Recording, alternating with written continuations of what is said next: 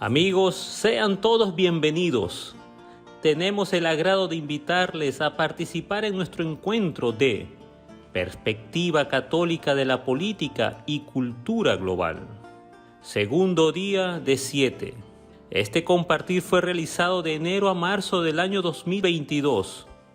Hermanos, buscamos el despertar católico en el ámbito de la política, de la cultura y de la historia, a la luz del Evangelio de nuestro Señor Jesucristo.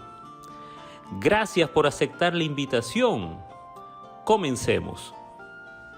Sí, vamos a comenzar entonces, queridos hermanos. Vamos a dar inicio a este día número 2, de este compartir de perspectiva católica y política y de la cultura global. Como siempre, nuestras presentaciones arrancan con una oración. Comenzamos con nuestra oración. En el nombre del Padre, del Hijo y del Espíritu Santo. Amén. Oh Espíritu Santo, amor del Padre y del Hijo, inspírame siempre lo que debo pensar, lo que debo decir, cómo debo decirlo, lo que debo callar, lo que debo escribir, cómo debo actuar, lo que debo hacer para procurar tu gloria, en bien de las almas y de mi propia santificación. Espíritu Santo, ilumina mi entendimiento y fortifica mi voluntad. Dame agudeza para entender, capacidad para retener, método y facultad para aprender, sutileza para interpretar, gracia y eficacia para hablar. Dame acierto para empezar, dirección al progresar y perfección en el acabar. Amén. En nombre del Padre, del Hijo y del Espíritu Santo. Amén.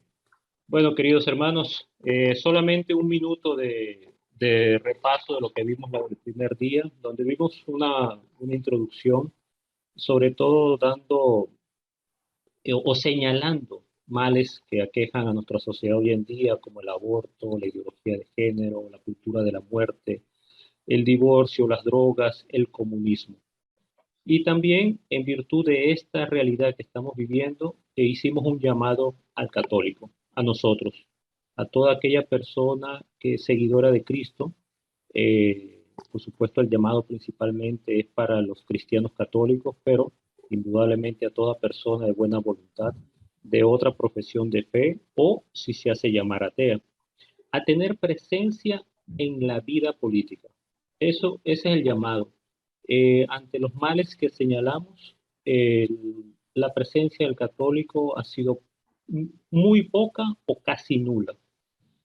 También señalábamos el día anterior las graves consecuencias por no tener presencia en la vida política. Estas graves consecuencias han llevado a los países a un alto índice de inseguridad, un desastre social económico, hiperinflación, injusticia social, idolatría, división entre hermanos, poca salud pública, entre otros males. Ahora bien, nosotros como católicos estamos llamados a entrar en la política. Para ello, el día de hoy, el objetivo de nuestra presentación es destacar los 15 pasos que debe tomar un católico para entrar en la vida política. Ahora bien, esto se basa en la doctrina social de la Iglesia, en el catecismo, y es tomado, y vale la cita, por un sacerdote que dio una charla hace un año. Es un sacerdote colombiano, Fray Nelson Medina, es muy seguido por las redes sociales, los invito a todos a seguirlo. Y tomé nota, porque analizando lo que este sacerdote católico destacaba, realmente es el paso a paso de cómo el católico debe entrar en la política. Ahora bien, del primer día quiero cerrarlo con el siguiente video que quiero compartir con ustedes. Vamos a poner un momentico stop. Voy a colocar este video. Les saluda Fray Luis, soy fraile capuchino y sacerdote católico de Caracas, Venezuela. A finales del siglo pasado, el pueblo apostó por un cambio 20 años después, estamos en una Venezuela hecha un desastre. Una Venezuela que se está muriendo de hambre, se está muriendo porque no hay medicamentos, se está muriendo porque nos odiamos entre los mismos venezolanos. La gente está comiendo en la basura. No somos capaces de mantenernos en pie porque nos han quitado incluso hasta la autoestima. Les invito a que antes de tomar una decisión piensen en los valores fundamentales del pueblo que a ustedes los ha caracterizado a través de la historia. Vean la realidad de un pueblo que está atravesando el resultado de unas promesas que se fueron incumplidas en absoluto, de un régimen totalitario, populista, comunista, que en el fondo está matando al pueblo. Pido a Dios y a la Virgen de Guadalupe que ustedes nunca, nunca jamás pasen por lo que el pueblo de Venezuela está padeciendo y sufriendo. Este mensaje de Fray Luis es un sacerdote capuchino de Venezuela. Lo quiero complementar con otro mensaje estadístico. Ahí está. No lo voy a rodar el video, quería que vieran la última hojita. ¿Se ve cómo dejó el salario mínimo en dólares cada presidente? ¿Sí lo ven? Sí, ahora sí. Ahora ¿Son sí. dólares? 100 son dólares. Está expresado en dólares. Entonces, el primer presidente es un dictador, Marcos Pérez Jiménez, estaba dolarizada la situación económica, y en la medida que pasaron las décadas hasta el día de hoy, esos 100 dólares se han convertido en agua a llegar a 2 dólares. Sí cabe destacar, des en cuenta en los últimos dos datos de Chávez y Maduro, pasa de 184 a 2 dólares, es decir, una hiperinflación, cuando estos gobiernos en la primera década del siglo XXI tuvieron la mayor bonanza petrolera. También México se vio beneficiado al barril de petróleo 100, 120, 140 dólares llegó a estar. Entonces, estos son consecuencias, y lo quería destacar para el inicio de esta compartir, A ver, de las malas prácticas y del no intervencionismo del católico dentro de la vida pública de cada país. Adelante, Eduardo. no acabo de entender la equivalencia de los dólares. Empiezas en 100, ¿Sí? luego baja a... ¿Podrías explicar eso un poquito, Pedro, por favor? Sí, claro. El salario mínimo de una persona en 1950 en Venezuela, el salario mínimo en dólares, era 100 dólares. El equivalente ¿Al a 100 día? dólares. No, al mes. Al mes. Ajá.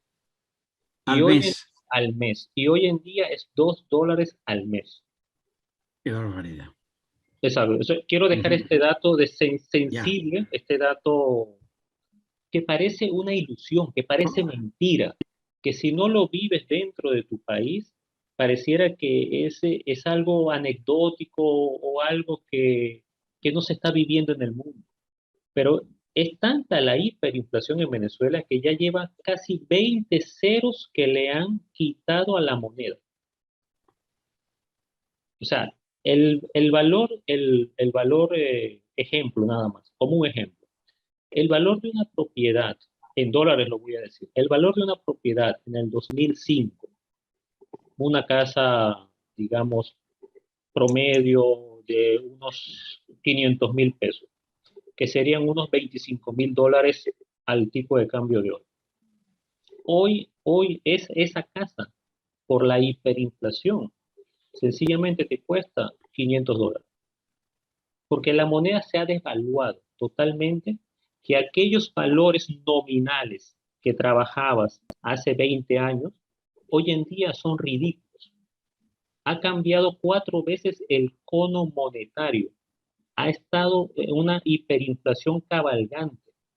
Tan es así que hoy en día lo que se quiere, lo que se busca, es sencillamente dolarizar Venezuela. Venezuela hoy en día prácticamente está dolarizada para poder conseguir bienes y servicios. Aquella persona que no maneja dólares, lamentablemente, la está pasando muy mal. Entonces, traigo estos datos estadísticos en función de la no actuación del católico dentro de la vida pública.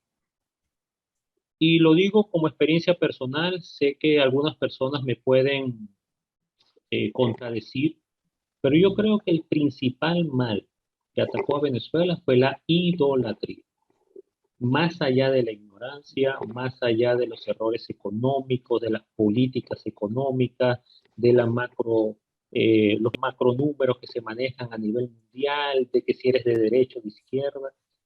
El peor mal que le atacó a nuestro país fue la idolatría. Pusieron a un hombre en el centro a cambio de Dios. Y ese hombre se decía ser el ¿cómo se dice? El excelentísimo, el comandante supremo, etcétera, etcétera, etcétera. Y bueno, lamentablemente hace 8 años que ya no está entre nosotros. Entonces, la idolatría ha acabado. ¿Por qué? Porque pusimos en el centro al hombre y no realmente a Dios. Entonces, con eh, eh, como diríamos, este mal sabor de boca, quiero comenzar porque realmente quiero mover las fibras en función de la presencia que debemos tener los todos latinoamericanos, que ha sido el llamado de esta presentación, a, eh, a tener participación política. No, no tenemos otra manera de cambiar esto si el católico no tiene participación en la vida pública. Ahora bien, ustedes me pueden preguntar, ¿y cómo le hacemos? ¿Cómo hacemos esta parte? Déjenme decirles que tiene tres grandes grupos. Son 15 pasos, lo dividí en 5 pasos cada uno. Y lo primero que tiene que hacer un católico es informarse. Por ejemplo, lo estamos viviendo hoy en día. Estamos al tanto de la posible intervención de Rusia en Ucrania, de la posible intervención de China en Taiwán, de lo debilitado que está la política norteamericana, de los procesos comunistas que están abordando todo nuestro entorno. Ya está Argentina, Chile, Perú, próximamente Colombia, Brasil, Venezuela, Nicaragua, Cuba. Es decir, todo el continente latinoamericano se ha vuelto prácticamente comunista, marxista. Sus políticas son políticas de confrontación, de que tú eres el malo, de que tú eres como algunos presidentes dicen, el fifí, que tú eres el fresita, que tú te robaste el dinero. Algunos llaman la cuarta revolución, otros llaman la quinta revolución, otros llaman la cuarta T. Cada país busca palabras retóricas para poder buscar la confrontación.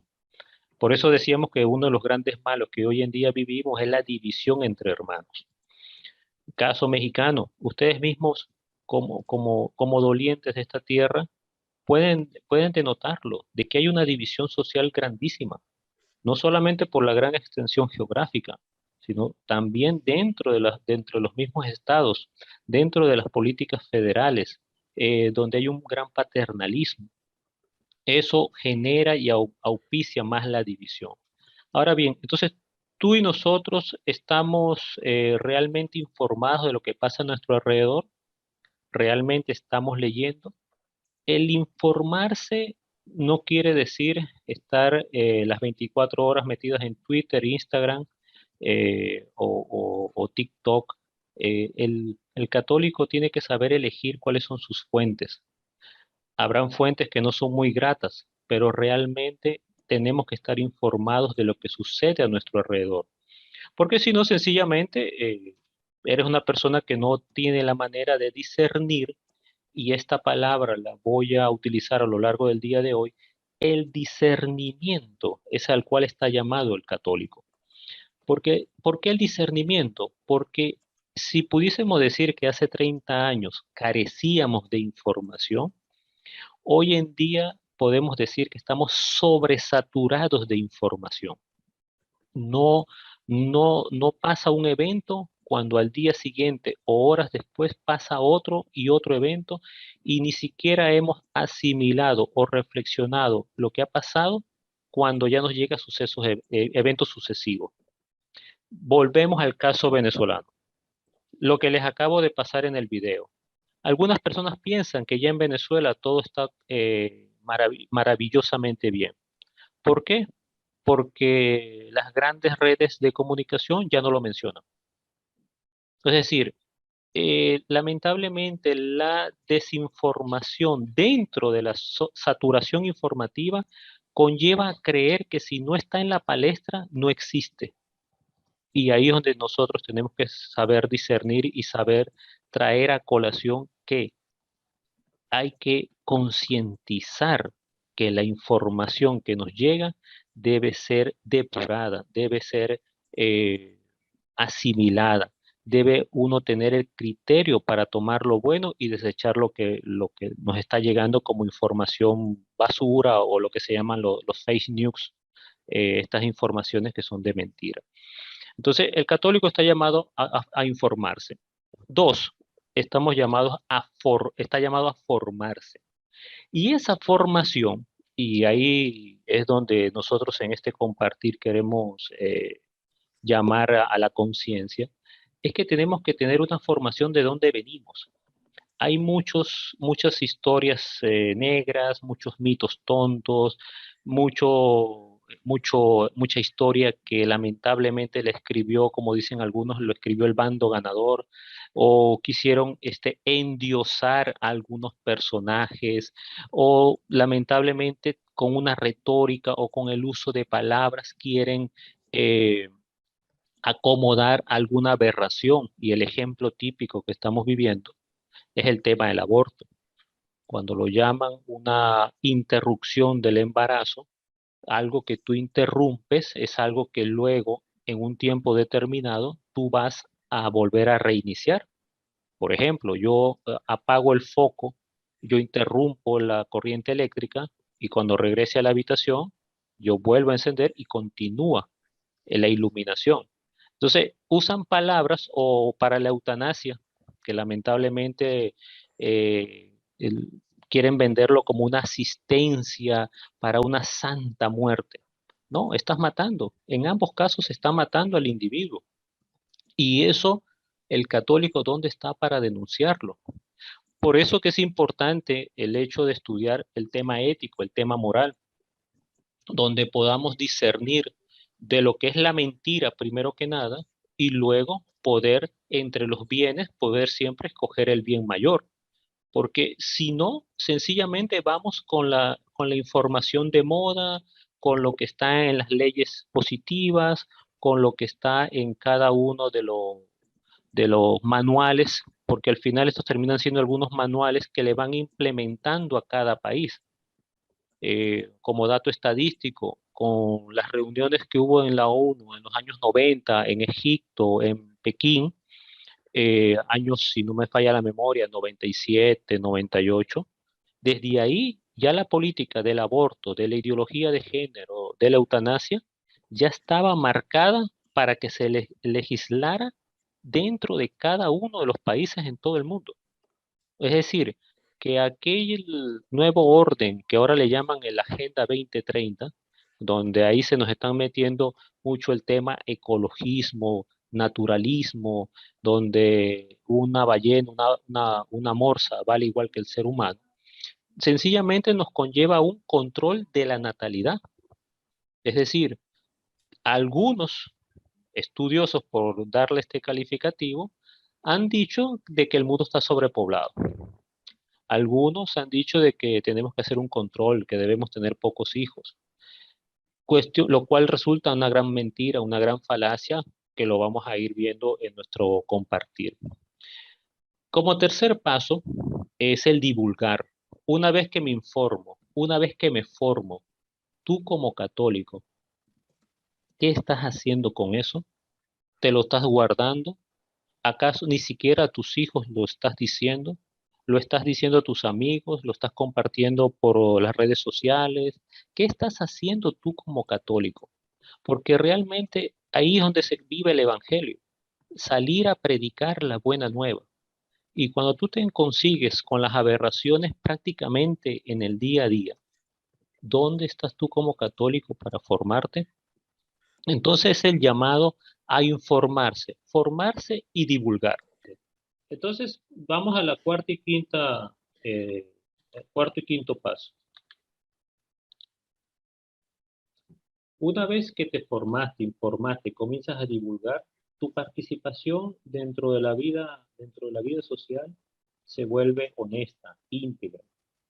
Porque, por ejemplo, si tú estás promoviendo la vida, eres pro vida, estás generando el hecho de una crianza siempre bajo los valores cristianos, a muchos nos está pasando que estamos celebrando el Halloween. A muchos nos está pasando de que celebramos la mal llamada Santa Muerte.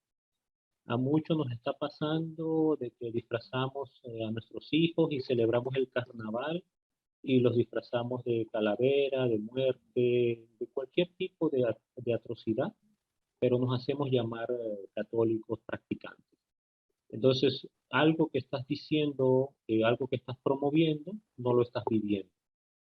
Y por eso aquí el llamado es a realmente tu participación tiene que ser una participación coherente, tiene que ser una participación íntegra, una participación que refleje que realmente eres cristiano. Porque si te dices ser cristiano y no lo practicas, entonces seguramente tu denominación o la parte nominal eh, es algo que no tiene asidero y por eso que lamentablemente eh, el católico está con poco valor dentro de la acción social. Pasa mucho, porque por ejemplo el católico se ha también caído en un irenismo, es decir, me explico mejor, ha caído en el sentido de que debemos ser buenísimos, solamente paz y amor, solamente todo, yo no me meto con nadie si él no se mete conmigo, yo soy una persona que todo está tranquilo, en paz, yo no me confronto con nadie, no expreso mis ideas para que nadie se sienta aludido. Ese buenismo, que traduciéndolo sería el irenismo, sencillamente no nos permite defender contra los males que aquejan a la sociedad. Si yo tengo familiares que son homosexuales, familiares que son drogadictos, borrachos, si tengo allegados que están en algún tipo de camino equivocado, ¿qué estoy haciendo yo para evangelizarlo? Si yo estoy viendo que mi país cada vez está metido en la idolatría, está viciando las elecciones, si los candidatos todos son pro aborto, son pro eutanasia, si no, si son siempre se están apoyando con el narcotráfico, ¿qué estoy haciendo yo para poder ir en contra de estas ideas de muerte? Ahora bien, ese es el llamado que cada uno tiene como cristiano a conciencia, porque algo que nos vendieron, y aquí quiero hacer un primer paréntesis, algo que nos vendieron desde la época protestante y de la Revolución Francesa es que la religión tiene que quedarse en la casa. Todo lo que tenga que ver con la parte económica, social, doctrinal para el buen vivir, en eso sí puede participar el católico. Pero tú, tu religión, quédatelo en tu casa, dentro de tus cuatro paredes, y no lo saques a la vida pública. Y eso es un gran error. Entonces, eso es lo que tenemos que llamar a la conciencia. El que tú y nosotros nos llamemos católicos no tiene que ser de la puerta hacia adentro. Y llega un quinto paso, y yo lo llamo de manera sarcástica y un poco graciosa. Esta es la primera alcabala. Esta es la primera alcabala para un católico. Cuando en el quinto paso lo invitan a orar. En la oración es cuando tú realmente vas a llevar a cabo las batallas, vas a superar los tropiezos, los engaños, las mentiras, etcétera, etcétera. Y la pregunta para cada uno de nosotros, ¿cómo está nuestra oración? O sea, ¿cómo está la oración en el día a día, el momento de realizar algún proyecto, el momento de que si quieres denunciar algunas atrocidades con un libro o si quieres hacerlo vía digital por las redes sociales? ¿Cómo está la oración? ¿O quieres dar un taller de crítica o quieres dar un taller de formación integral? ¿Cómo está tu oración?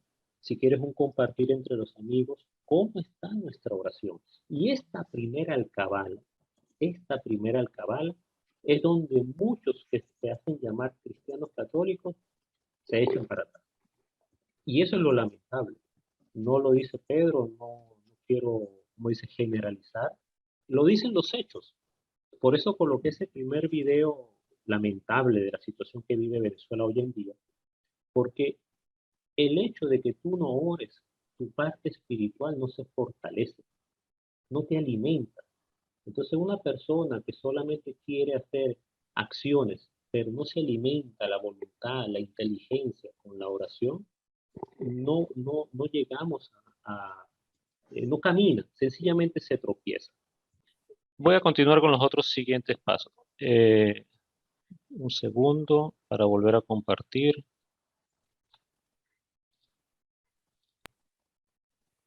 Una vez que tú eres un católico en oración y acción, comienzas a desarrollar equipos de trabajo, comienzas a trabajar con eficiencia, con confianza, hay una comunicación limpia.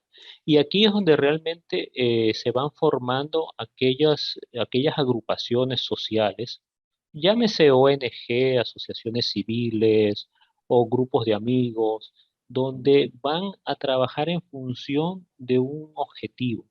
¿El objetivo cuál debe ser del cristiano dentro de la sociedad? Debe ser un hombre que germina, un hombre que da fermento, hombre y mujer que busca evangelizar, que busca el acercarse a Dios. Y esto es donde realmente hay una confrontación. ¿Por qué lo digo? Porque aquí cuando ya el cristiano ora y sale a la luz pública, aquí es donde la pregunta clásica hace gran tropiezo. ¿Cuál es? Yo debo adaptarme a lo que tiene la sociedad, porque yo creo que la sociedad yo no la puedo cambiar.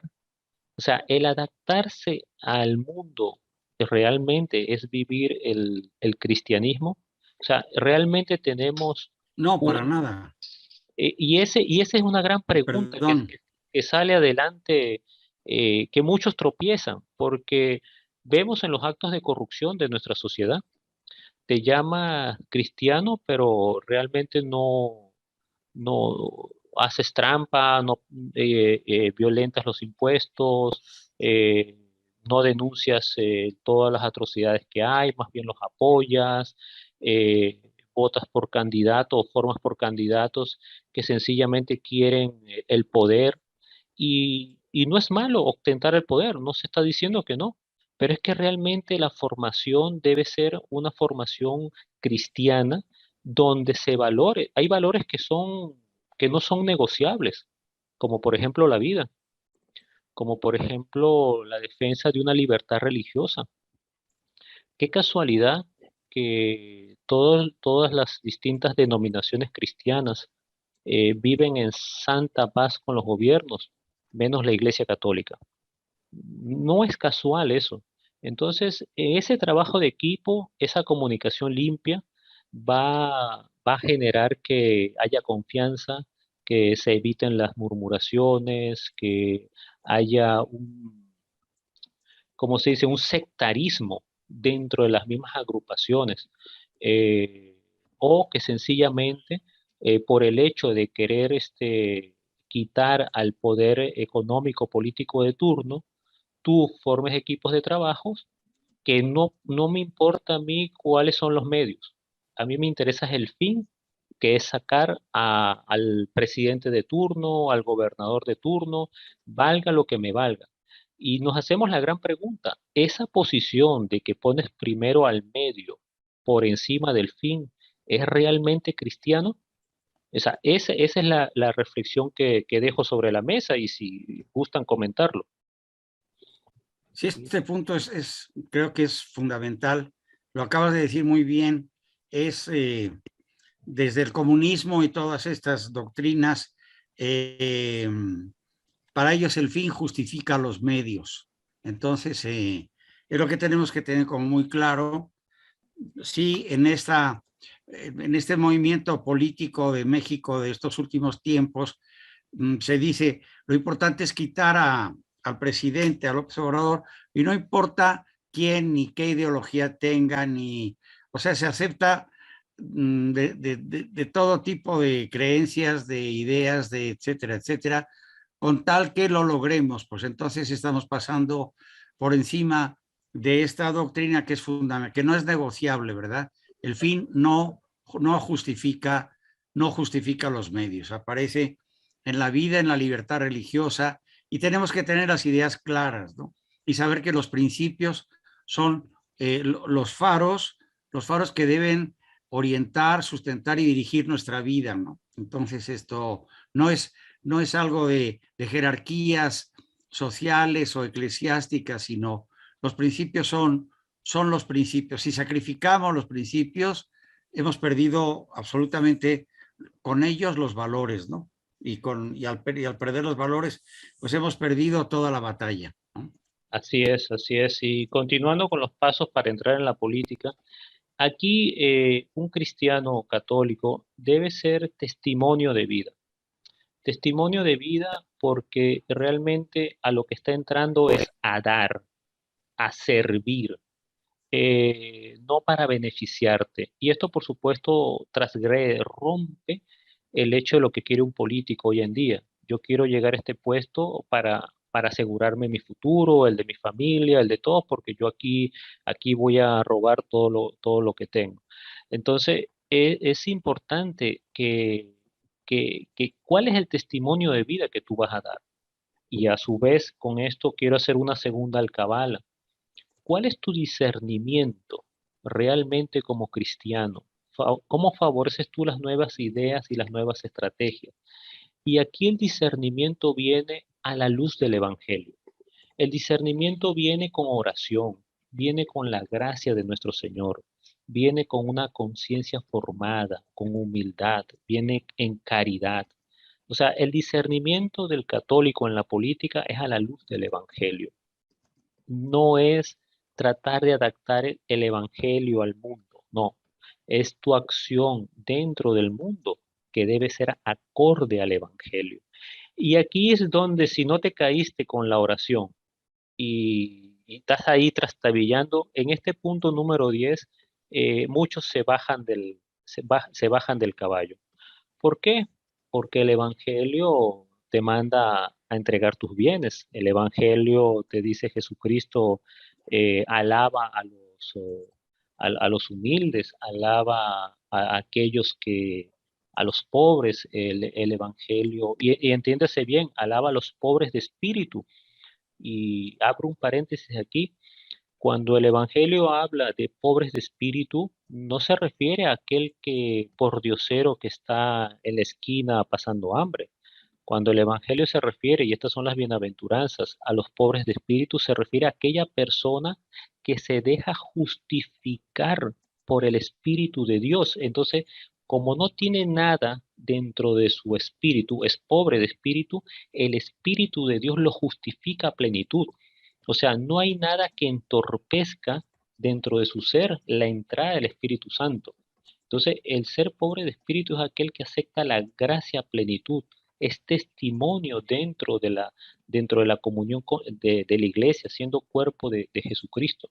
Entonces, este discernimiento es una palabra que nos invita a poder detectar aquellas cosas que son falsas, que son mentiras, que son piedras de tropiezo, y a favorecer y a impulsar aquellas que van a colaborar en el bien común, en el bien no solo material, que ahí es el error de muchas ideologías.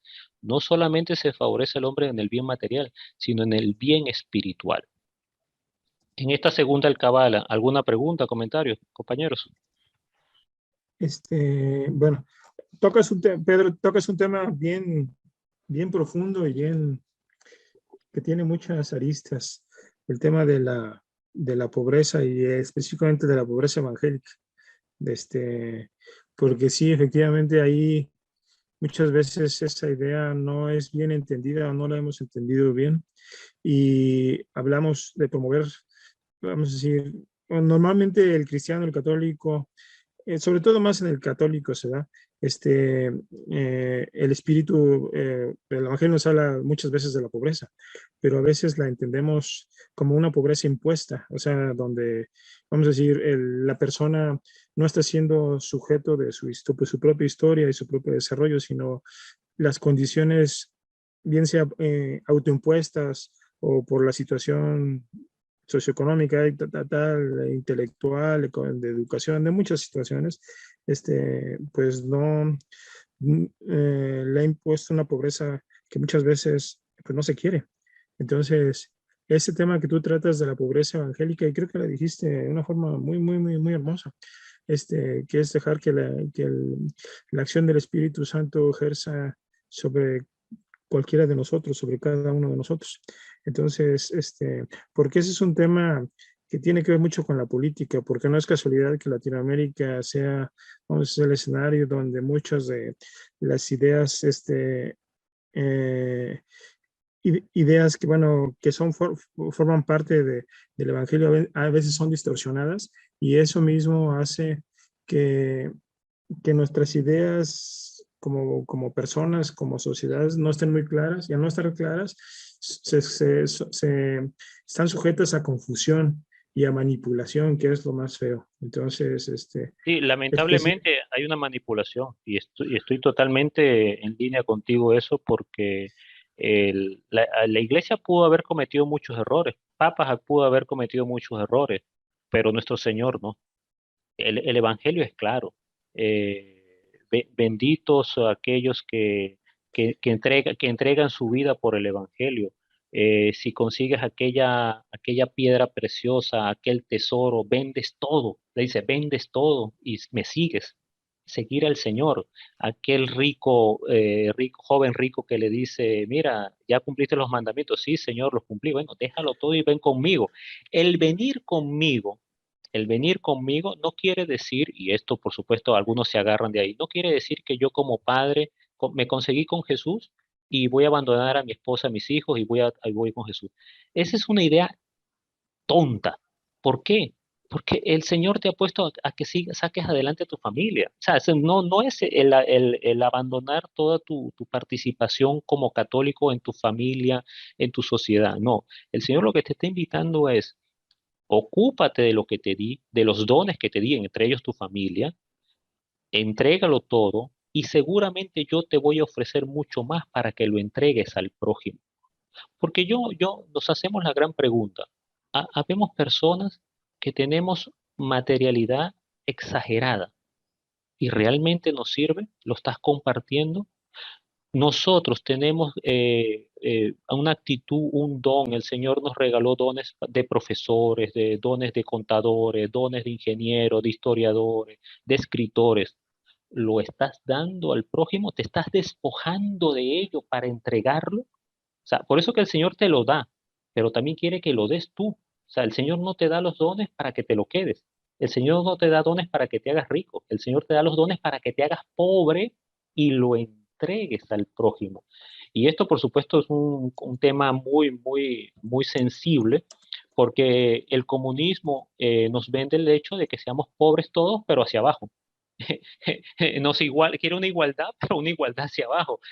Los ricos van a ser ellos. Y ya la historia lo confirma. O sea, lo confirma Rusia, lo confirma Venezuela, Cuba, Nicaragua, Bolivia. O sea, la historia lo está confirmando la parte este de Europa, todos estos países que fueron socialistas, comunistas. O sea, la misma China. La China de comunista lo único que tiene es el nombre, pero realmente es capitalista al 100%. Entonces es bueno este tema de seguir profundizando. quiere hablar Gustavo Montalbán. Sí, Adelante. creo Sí, que Gustavo, adelante. hay una mano ahí el cuadro de Gustavo. Adelante, Gustavo. Sí, soy yo. Ha tocado muchos temas en un periodo muy breve de tiempo. Uno de los temas que me viene así de rápido es, ¿valdría la pena darnos un clavado a leer la exhortación apostólica de Juan Pablo II, Christi Fidelis Laici, que es sobre la vocación de los laicos en el mundo? Hace un chorro de años que no la leí, ahorita estaba buscando en la parte donde estaba exactamente. Él habla de dos errores.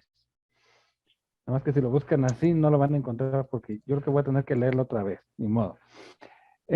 Dos errores que se cometen con la relación en el cristiano entre el mundo que se acaba y la vida eterna.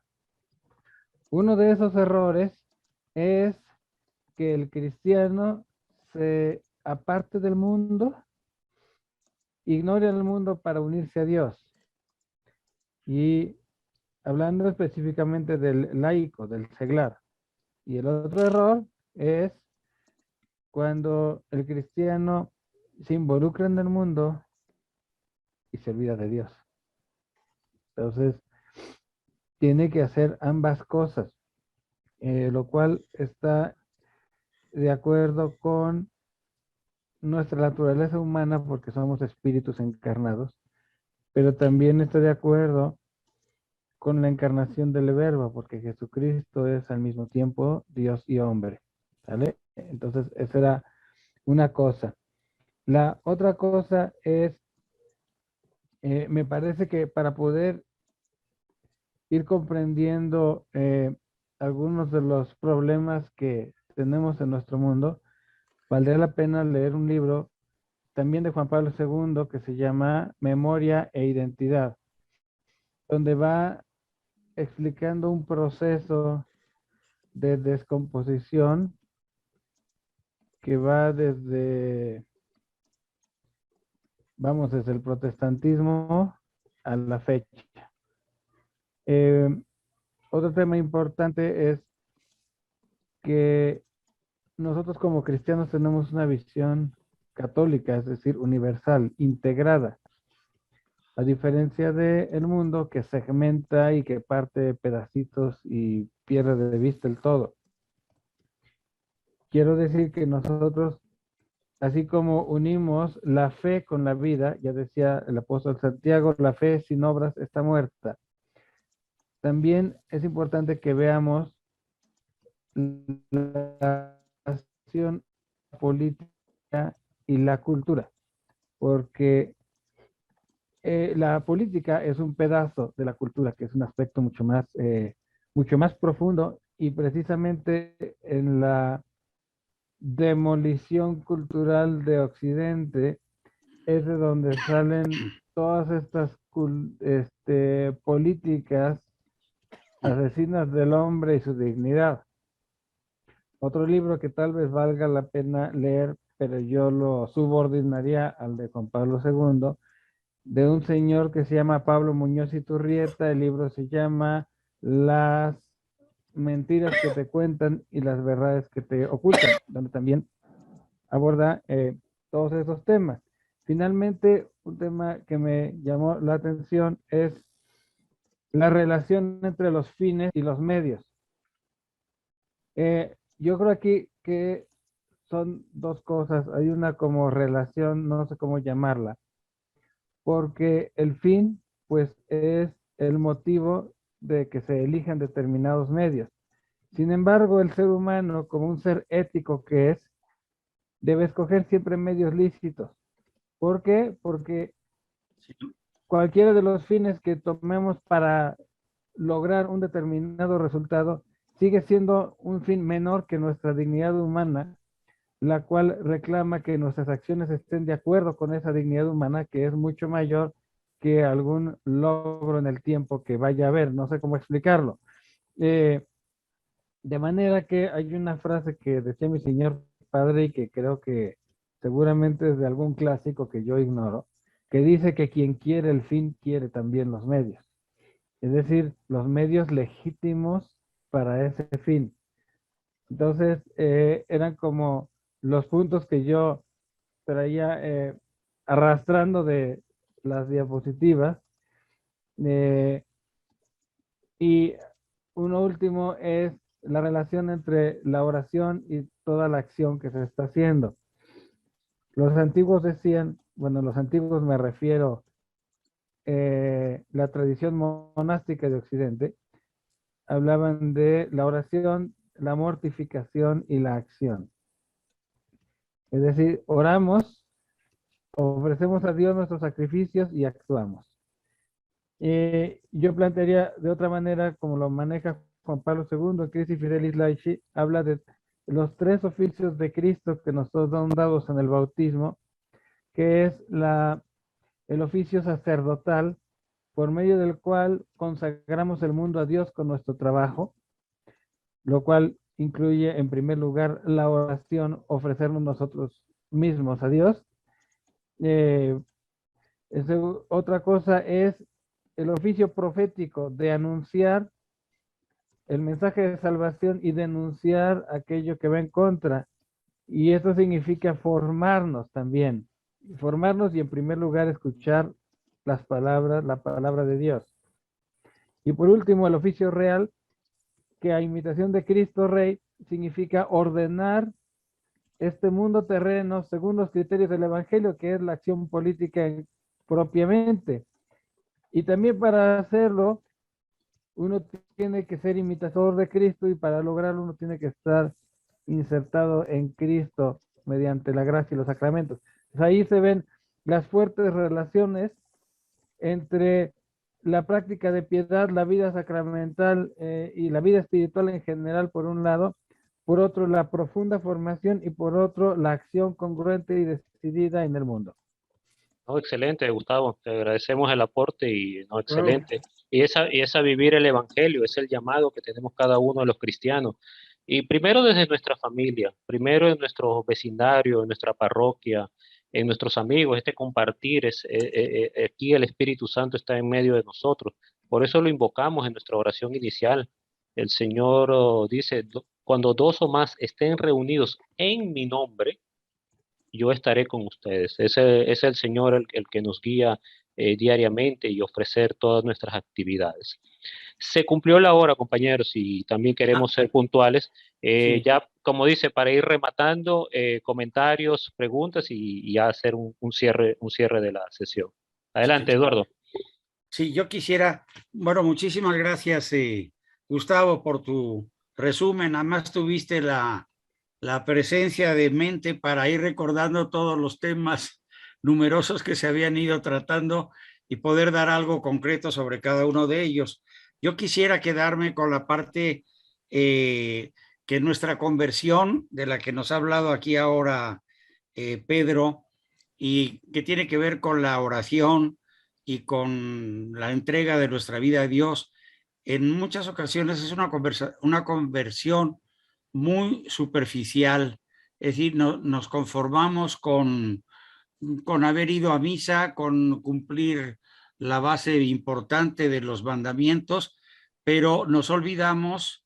Hay un texto muy hermoso que tiene, a ver si se los puedo preparar o conseguir o enviar al chat, de San Gregorio Magno, en el cual, bueno, tomando las palabras de Jesús en el Evangelio, nos dice cómo debemos nosotros estar en el mundo, pero no ser del mundo. Entonces, ¿qué tanto nosotros, como católicos, estamos siendo del mundo?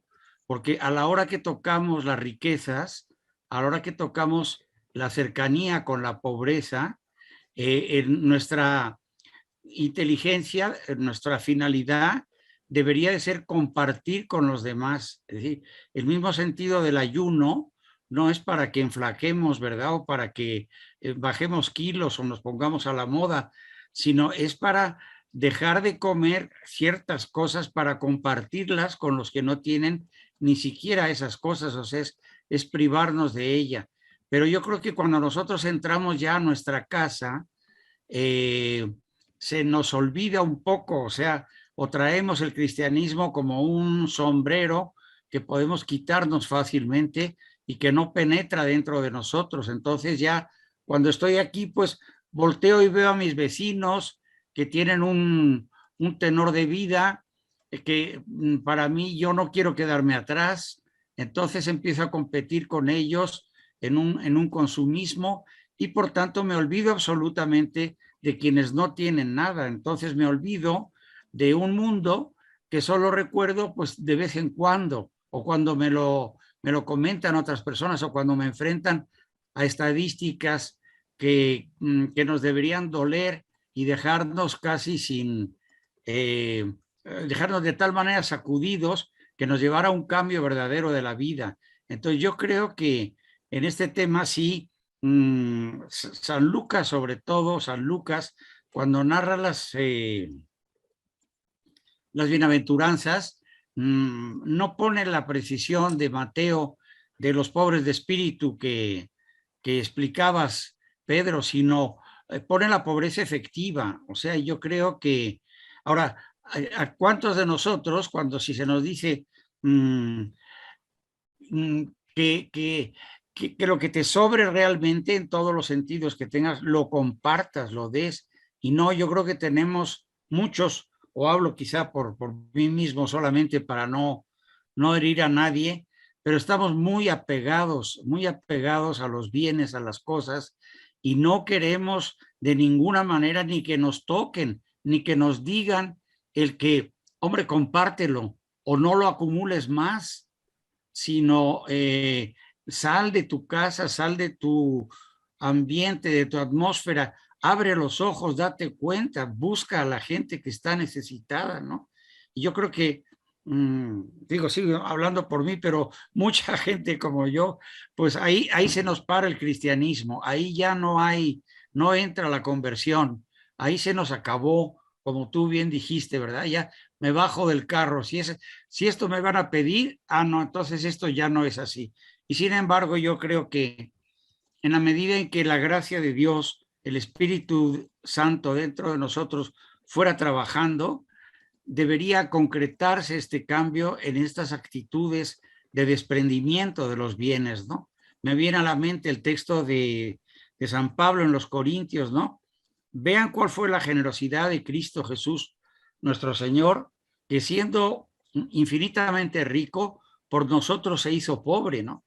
Y para enriquecernos con su pobreza, es decir, con el desprendimiento que él hacía de su propia divinidad, es cuando nos comunica su divinidad, nos enriquece infinitamente, pero nosotros estamos duros de pelar, ¿verdad? O sea, no es nada fácil. Oímos, se nos entra por un lado y se nos va por el otro, pero que no nos toquen el vivir de una manera diferente, que es estar en el mundo, pero no ser del mundo. Entonces yo creo que ahí hay una parte muy importante, claro, es la gracia de Dios, pero es la conversión de cada uno de nosotros también, de ser coherentes, de no apegarnos tanto a los bienes materiales como se apega la mayoría del mundo, que solo lo busca o vive prácticamente para eso, ¿no? Nosotros nos falta mucho dar ese testimonio que algunos cristianos excelentes o incluso a veces fraternidades, pero también laicos, pues dan de cómo saben compartir todo lo que tienen o lo que reciben de las manos de Dios, ¿no? Pero quería comentar esto porque me parece que es para decir que la conversión tenemos que buscarla, pedirla muchísimo, porque además, bueno, la doctrina dice que la conversión no es algo de un momento, sino es vitalicia, es progresiva y debe ir dando pasos de coherencia y de coherencia y de coherencia en la manera como vivimos. Lo decías tú también y es uno de los pasos, el testimonio, ¿no? Que se nos vea, ¿no? Que se nos vea. Bueno, con esto quería decir, Pedro. Que nos note que somos cristianos y muchas veces solamente es de título. Quiero llamar a la reflexión este comentario tuyo, el de Gustavo, a verlo a la luz del Evangelio con el mandamiento principal, que es el amar a Dios sobre todas las cosas. Entonces, el amar a Dios sobre todas las cosas y al prójimo como uno mismo, si lo ves a la luz de la pobreza es porque tú te entregas. El que ama, da, se despoja, se da entero de donde viene, que es el Ser Supremo, que es Dios, que es Papá Dios, te entregas, te das.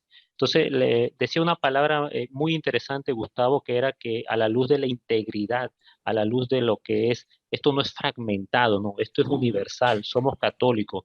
Entonces, quisiera añadir a esto para la reflexión común, digamos, con la almohada, el Evangelio de San Lucas, si no me equivoco, el capítulo 22, versículo 35 y siguientes, del mandamiento principal, y el Evangelio de San Juan, capítulo 13, versículo 34 y 35, que es el mandamiento del amor. Entonces esto lo quiero unir. Víctor, Lupita, Ángeles, ¿algún comentario ya para hacer ya el cierre eh, final? Víctor, ya.